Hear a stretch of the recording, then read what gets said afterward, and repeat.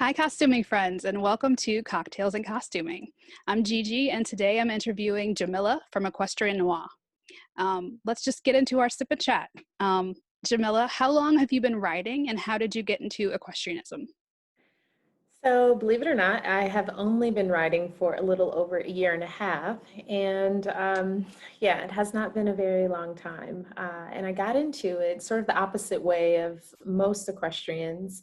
Uh, in most equestrian communities, you find that in terms of relationships, the wife kind of drags the husband by his ear into the barn to ride. But in this case, actually, my husband introduced me to riding because he grew up riding with his family. So that's the way that I got into it. And it's only been for a short while. I would not have guessed that this was a new thing for you. You look very comfortable in all of your photographs. Thank you. I've always loved animals. So I think maybe that's what comes through is um, I've loved them since I was a kid. And I think horses are just sort of larger than life animals that you kind of grow up with. So it is a natural kind of connection. So tell us a little bit about the inspiration behind Equestrian Noir. So I've been in corporate almost my entire career. And although I love my job, I did not have a creative outlet for myself. And I think it's important in life to have balance. And I was lacking in that area. So being that I was sort of a novice writer, and I've always had a thing for photography, I contacted a friend of mine who's a photographer. Her name is Janet Howard. And I said, hey, let's do something sort of unique and creative and fun. And so I gathered this team of women. There are like four of us. So I have Janet, who's a photographer. I have Raconda Cole, who is my hairstylist. And I have Candace Johnson, who is my makeup artist. And I gathered this group of like really creative women. And I just said, hey, you know, we all are lacking in terms of having a creative space because there are only so many like bobs that you can cut or faces that you can make up to look like Kim Kardashian or, you know, weddings that you can shoot before you're like, I appreciate that, but I'm doing it for the sake of my clients versus being able to do something that's purely creative and for yourself. So I just gathered this group of women and I was like, let's do something really awesome. And my only requirement is that we always incorporate a horse. And so that's sort of how we started out. And since then, the team, you know, no one is, I mean, all the themes don't come just from me. I leverage the team. We come up with ideas. There's a shoot that we recently did that has a very like retro 1950s vibe. And Rakan came up with that. She's like, I want to create wigs that are very vintage. And so that means I styled it. The photographer came up with her looks. The makeup artist came up with what she wanted to do. And we all sort of created a concept around one person's vision. So that's sort of the inception all the way through kind of how we do our shoots. That's lovely. And were you guys all friends before? So I am the centerpiece in which everyone is hinged. So I knew all of them, but they did not know each other. Okay, that's awesome. So now you have a squad. Now I have a squad, exactly, my horse girl squad. we, and So we are with each other often. you talked a little bit about this in the previous answer, but how do you style the shoots? Yeah, so man, you know, it's funny. When I first started out, I was so unconfident in that area. I was like, ooh, I mean, I don't know if I consider myself to be particularly stylish, but I thought, you know, it could be fun, but I just wasn't very confident in it. And so I would pull a look together and then I would run it past like a sister-in-law. What do you think about this? You know? And then now what I do is I feel a lot more confident in how I style a look. And what I found is that it's all about like layers and details. So if you find something that's even like very basic and very simple, but then you add like the right jewelry or the right shoes or the right hosiery, it can elevate the look so much just by having layers. And I think textures also help when you have like lace or ruffles and things like that. It photographs in a more interesting way than something that's just flat. So believe it or not, a lot of the styles that I get, I'll buy from like Amazon, so it's not, that I'm shopping at vintage stores or things like that. But what I will then try to do is actually marry it with things like pieces that I will get. So like a sweater or a jacket or a vest or chaps or something that I actually get authentically from, used from places so that they look a little worn and weathered and so that they're authentic to the timepiece where they originated from. And that helps to really add another layer of something interesting and something complex to it. So it's basically my approach to styling. Okay.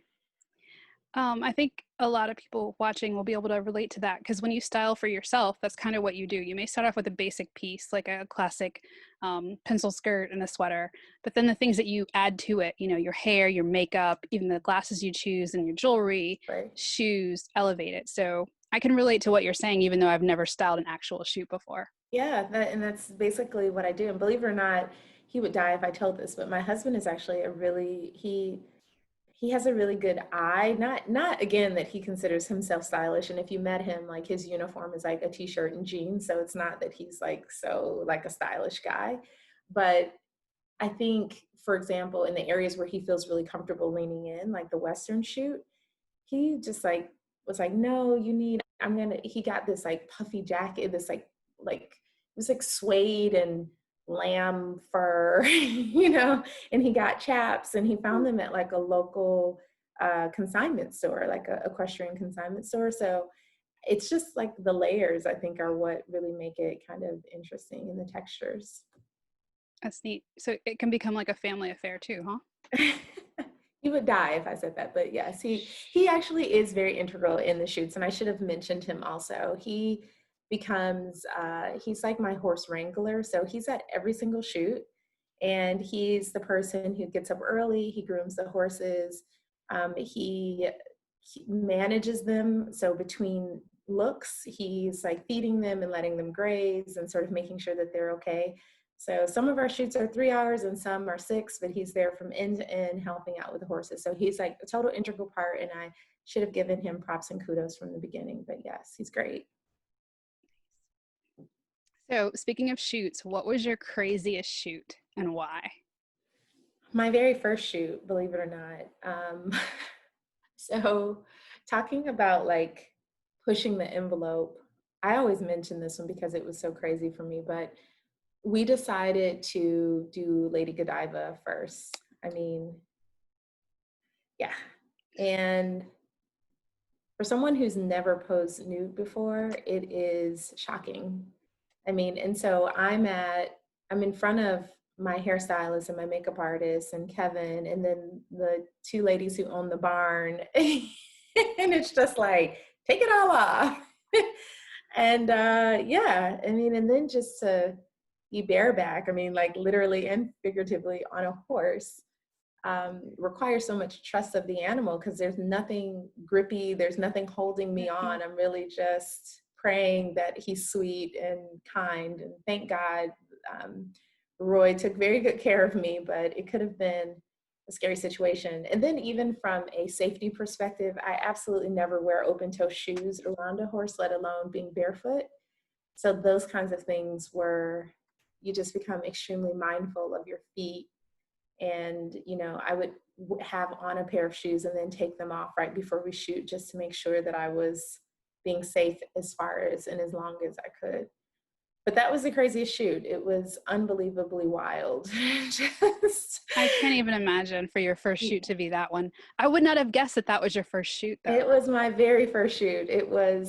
So we usually do several looks within one shoot. So that Lady Godiva and Tribal were shot on the same day. Yes, Lady Godiva, Tribal. It seems like there was a third one shot that day. I think we did several tribal looks, so maybe that's why I'm thinking like, yeah. So it was like 2 or 3 tribal looks plus Lady Godiva were all shot on the same day. Okay. But that was my very first shoot, and I was like, wow, guys, we are just like, go for it. No holds bar. That's baptism by fire, I think. Exactly. So that was the craziest and wildest shoot that I have to say. But thank God the horses were very sweet and took good care of me. Yes. Um, And no styling needed for that one. That was just all hair. oh, yeah, I mean, the hair was an integral part of the shoot. Beautiful, beautiful Yes, I was job. like, please make sure you cover all of my parts because I don't need any of the unnecessary bits hanging out. No. Thank you. This needs to be very long, the longest wig you've ever seen. Oh. So yeah, it was great. Um, so I'll make sure to post a link below to your social media so people can go and look at the different shoots that we're talking about. Absolutely. They are spectacular. Her Instagram is a spectacular thing to follow. So while we're on that subject, where can people find you on social media? Sure. So my Instagram handle is at equestrian_noir, and that's Noire, noir. And that is where you can find me on social media. Okay, perfect. So tell us, how did you get into costuming? Um, you know what? Believe it or not, Halloween has always been my favorite holiday. I went to school in New Orleans, and if anyone has ever done Halloween in New Orleans, it is wild, it is crazy. But what you can appreciate about it is people make their own costumes. And I think sort of the culture of New Orleans is, especially with like that undertone of Mardi Gras, people get very used to sort of creating their own. And so you don't see these like store-bought costumes. They're just like creations walking down the street. And so even though as a child I appreciated Halloween, when I went to New Orleans, I was like, wow, like people are just like really serious about their costumes. And from there, I've always loved it. I just love the imagination and dressing up and becoming something or someone else, the artistry behind it, and just, the imagination. So that's kind of my history with costuming. Yeah. I can attest to what you're saying about New Orleans. I had someone ask me, "Am I into cosplay?" And I was like, "Well, not really, but kind of, because I live in New Orleans, and I think we Right. kind of invented cosplay. We call it Tuesday." Didn't call Like, it that. Yeah. yeah. Exactly. So as far as like historical costuming, what periods are your greatest inspiration? Oh my God, I love Victorian.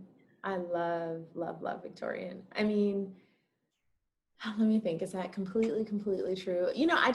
I realize, and you have a newfound respect, especially when you put those costumes on with all of the corsets and the lace and the tying, and that I don't know how women survived that era, but it's so overly feminine, just like the gloves and the petticoats and the hair and the makeup and the details of like the little mole. And it's just so, so, so feminine that the fabrics, all of it, just, I love all of it. But completely uncomfortable and not realistic and not anything that I'd want to have on for longer than a couple of hours, but fantastic to dress up in. Agreed. Yeah. Agreed. So tell us a little bit about your goals for the future. What are they? And how do you intend to continue pushing your limits, and using your creative energy and creating imagery? Um, Before COVID hit, our goal was actually to sell art. We really wanted to, number one, create really beautiful art with this awesome team of women that I work with. But then once we created it and we saw the images, we were like, wow, like this could actually, someone might want to hang this in their house. And, I'm not saying that because I'm in all of the photos. Like, this is just, a matter of looking at them from afar and through a really critical eye. I personally love a lot of the imagery. And so our art is actually for sale. We do have a website. You can go to www.equestriannoir.com, and our art is all there and it's for sale. So if you're interested, you can buy it. Um, so we would love to continue to sell the art and generate interest in it. And we've had tons of awesome opportunities. We've donated a lot of art to silent auctions. There is a Black Cowboy Museum right outside of Houston. A piece of our work was donated there. So we've had a lot of success with our art in such a short period of time. I think that that's something that we would like to continue to do. So I think at the root of it, it's just continue to create really great art that people love and appreciate, continue to drum up that support online, and then hopefully sell art. I think those are probably the top three things. Okay. And we'll make sure to put the link to that site below so people can go and look at your art. So, last question. Um, what advice would you have for anyone who loves costumes and horses? I think my advice is always the same. I've done a couple of podcasts now. I think that in life we have this tendency, or at least I can speak for myself, I had a tendency to play things very safe and to live my life on the straight and narrow. And there's a little bit of a fear of stepping outside of my box. And I think that my advice to anyone, whether you love costumes or animals or music, whatever your thing is, whatever your passion project is, to just go for it, to be bold, to trust in yourself, to be fearless, because we all only have like one life to live. And so you can't waste that life doing what everyone else wants you to do, or even doing what you feel like you have to do. Sometimes you have to purely focus on what it is that you want to do and let that guide you. And, whether it's successful, I mean, whether I sell not one more piece of art, you know, what's important to me is I'm creating something that I'm proud of and that I'm working with a really awesome group of people. And that, 50 years from now, when I look back, I can say to my grandchildren, like, grandmama did that. Yeah, So my advice is be bold, be fearless, be true to yourself, do the things that you love, find your passion, and don't be afraid to pursue it. that's great advice. That's great advice. Thank you for being here with me today. I can't wait to go back and look, now that you've told me a little bit about your shoots, to go back and look at your social media and like see the things that I thought might have been like maybe even your most recent shoots be like some of the earlier work that you did. Yeah, it's funny. And it's also funny to see which shoots were combined. So another fun fact, the Victorian shoot plus all of the English shoots were shot on the same day. The So English shoots are like, they're my favorite, I think. yeah. And I Um, literally just kind of like wiped them all off and went on to English. wow. Okay. So fun fact. So we're at the end of our show, guys. I want to remind you to hit the subscribe button below if you like the interview. Also, click the thumbs up to give us a like if you appreciated learning a little bit about Equestrian Noir. Um, show our guest some love. Follow her on social media. Write down in the comments any comments you have for her. She'll be reading them. And my social media handles will also be written below. Thank you for being here with us today. Stay safe. Absolutely. Thank you. I appreciate it. Stay safe out there. And everyone else, be excellent to each other. Thank Bye. you so much. Take care.